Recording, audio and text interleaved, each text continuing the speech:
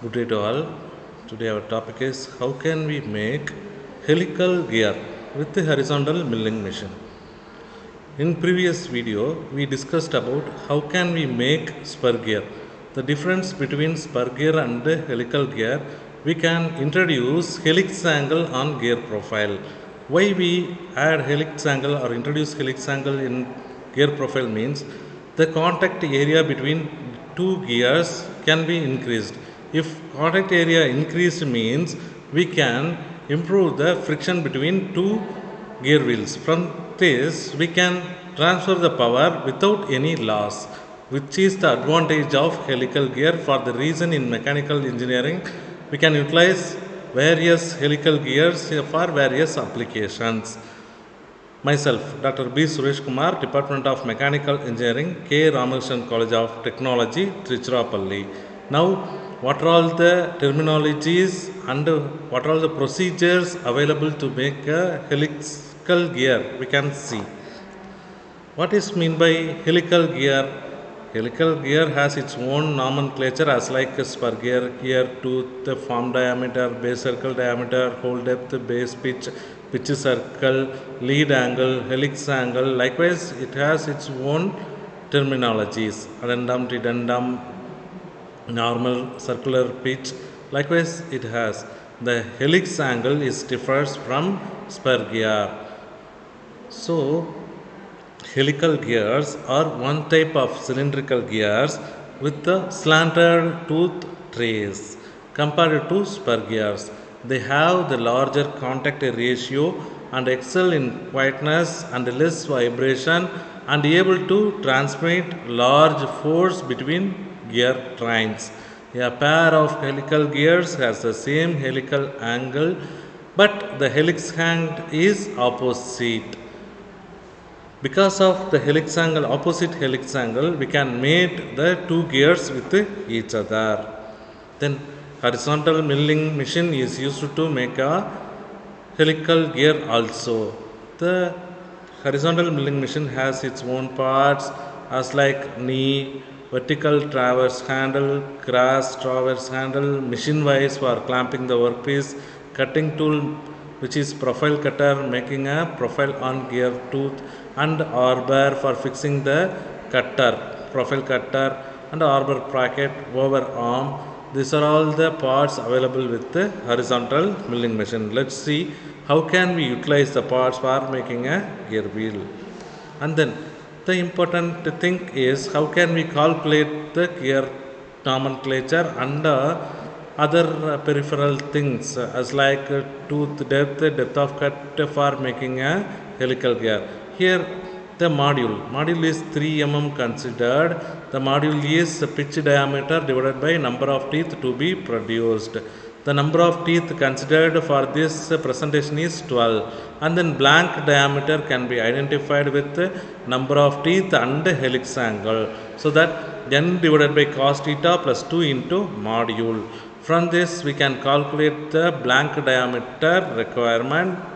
Finally, I substitute the value. I may got 12 divided by 0.866 plus 2 into 3. From this I can get the blank diameter as like 47.57 mm, which is a blank diameter identification. After that we may move to tooth depth identification. The formula for identify the tooth depth is 2.25 into m. M means module.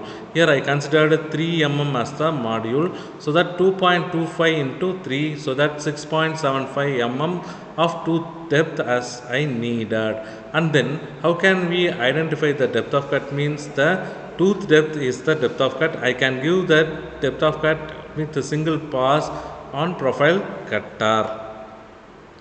So the next step, important step is indexing calculation. Generally, the index number can be identified through the formula of 40 divided by n. Here, capital N is the number of teeth to be cutted.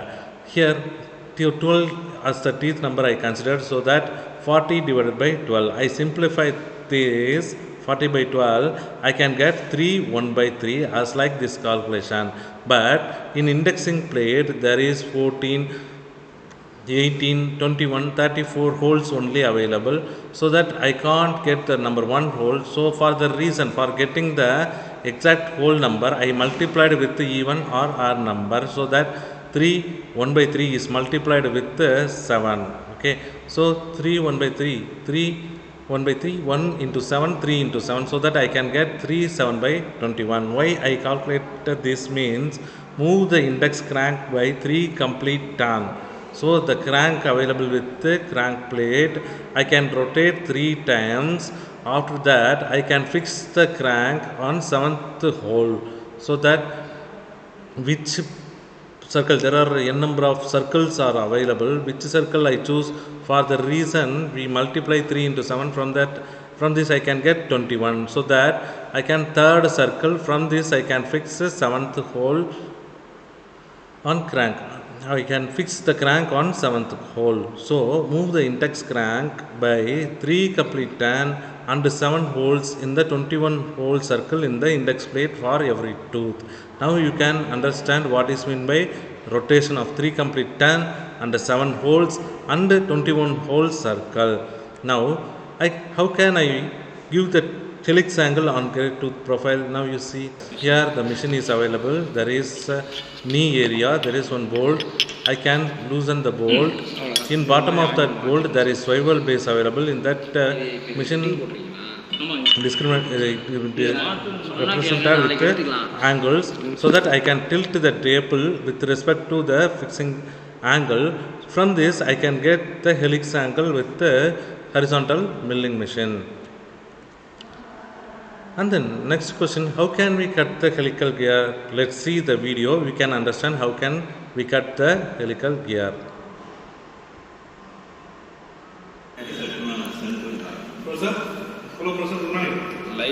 Now the mandrel can be fixed in between the dividing head center and tailstock center.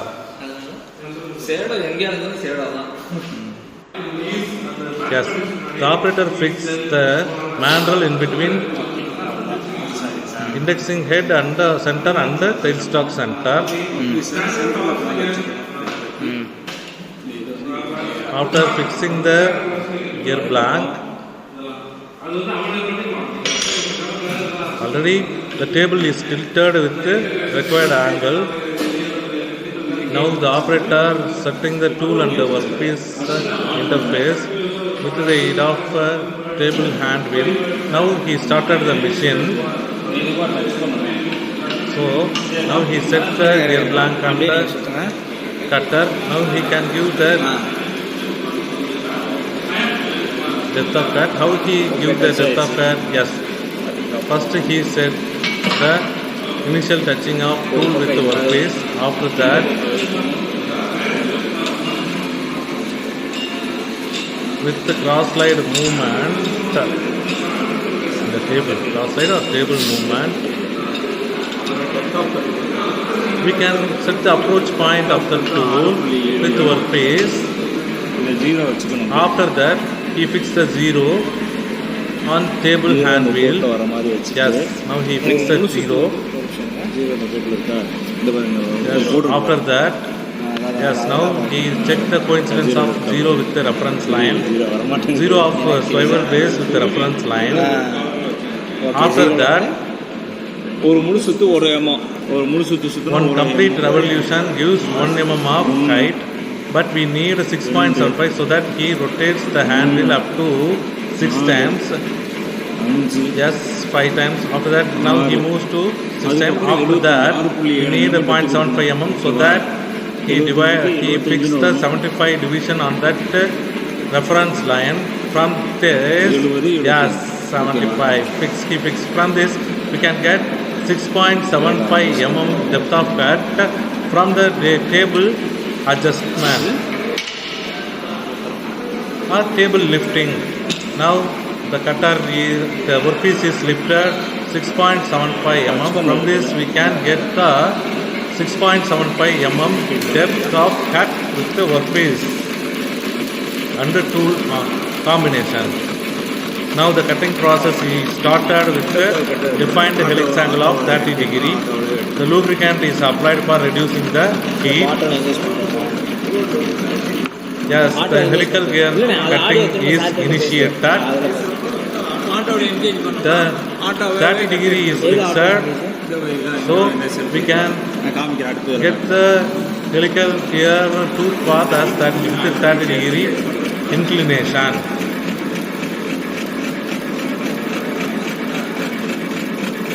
Because of higher contact tool and workpiece, continuously the operator applies the lubricant in between the interfacing of tool and workpiece. Yes. Now the discontinuous chip is formed because of the selection of the spindle speed and the feed rate.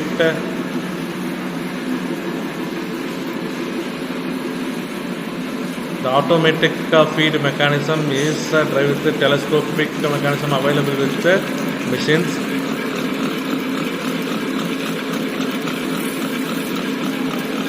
In separate video, I will tell you how can we fix the automatic feed and the manual feed. Yes. இப்போ அந்த automatic நீங்கள் ஒவ்வொரு time நீங்கள் தான் reverse எடுக்கணுமா? The single pass cutting is completed. The 30 degree inclination of tooth profile we can get with this operation. Now the operator tries to give the next tooth with the indexing plate mechanism. According to our calculation, 3 revolutions and 7 divided by 21, so that in 21 circle hole we can fix the crank on 7th hole after 3 complete revolution of crank. Now the operator tries.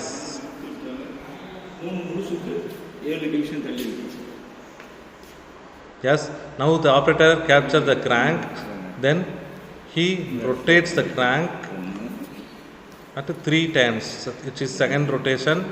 Now he rotates the third time. After entering the initial point, he moves the crank with the 7th hole. After the initial position, he moves 7th hole on 7th hole on 21 circle. Yes, now the indexing is carried out, so we can move the second tooth cutting. Yes.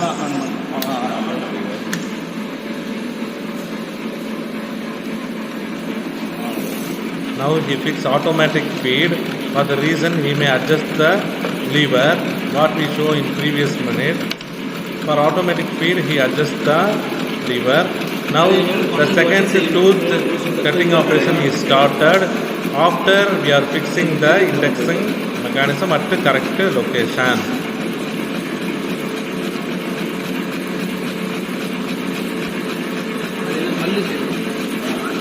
Yes, now the second tooth of helical gear cutting is started.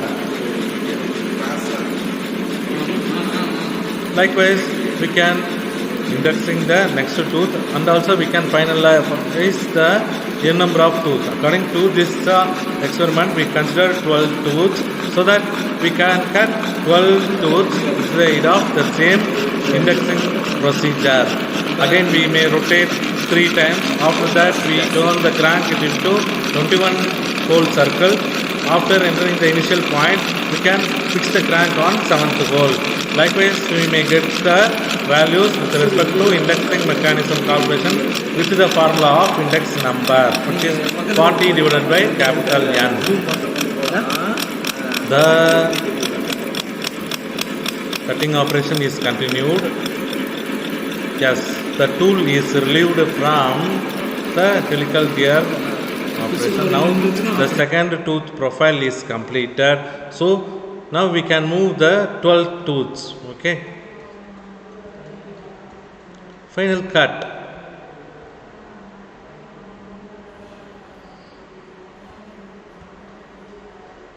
Yes, the 11 tooths are completed. Now we can move the final tooth, which is 12th tooth. Again we conduct the indexing mechanism rotation 3 times and 21 circle 7th hole. After completing the indexing we can start the machine and 12th tooth. The operator tries to cut the 12th tooth on helical gear. The higher contact area between tool and workpiece so that he continuously apply the coolant on tool. Because of automatic feed, the operator may conducting other works. Yes, the final tooth, which is 12th tooth, is cutting is operated with the profile cutter. The tool is plunging its shape or profile on gear tooth. From this we can get the இது normal, இது வந்து next to 12th tooth. The chip is removed in the form of discontinuous chip because of the selection of single speed and the feed rate, depth of cut.